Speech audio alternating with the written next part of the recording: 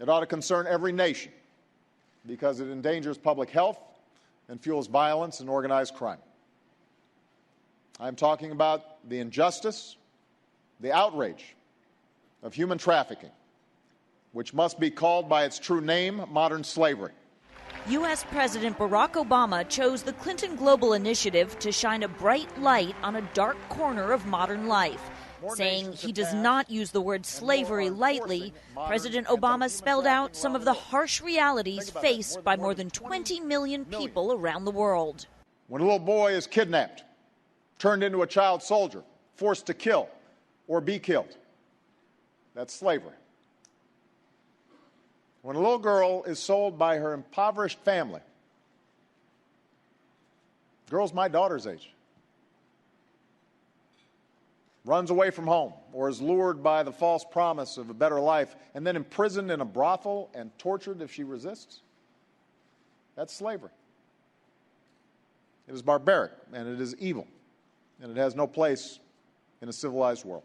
President Obama issued some new executive orders, increasing the effectiveness of the government's existing zero-tolerance policy against human trafficking for government contractors, training for federal prosecutors, law enforcement officials, immigration judges, and educators to help them identify and assist victims, more resources and assistance to victims, and a new task force to monitor and follow human trafficking trends in the U.S. Beside these efforts, President Obama said the U.S. is trying to influence others. We're doing more than ever with our annual trafficking report, with new outreach and partnerships, to give countries incentives to meet their responsibilities and calling them out when they don't. I recently renewed sanctions on some of the worst abusers, including North Korea and Eritrea. We're partnering with groups that help women and children escape from the grip of their abusers. We're helping other countries step up their own efforts, and we're seeing results.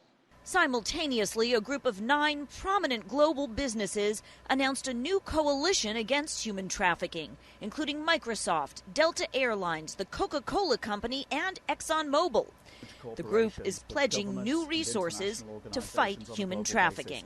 We feel it's time to stand up, to step out and say we are responsible for our companies, for our supply chains, and we can outreach to governments and other organizations globally to use our significant resources and influence to make some kind of inroads into stopping this global pandemic.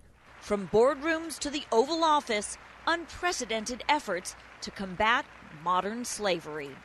Jessica Yellen, CNN, New York.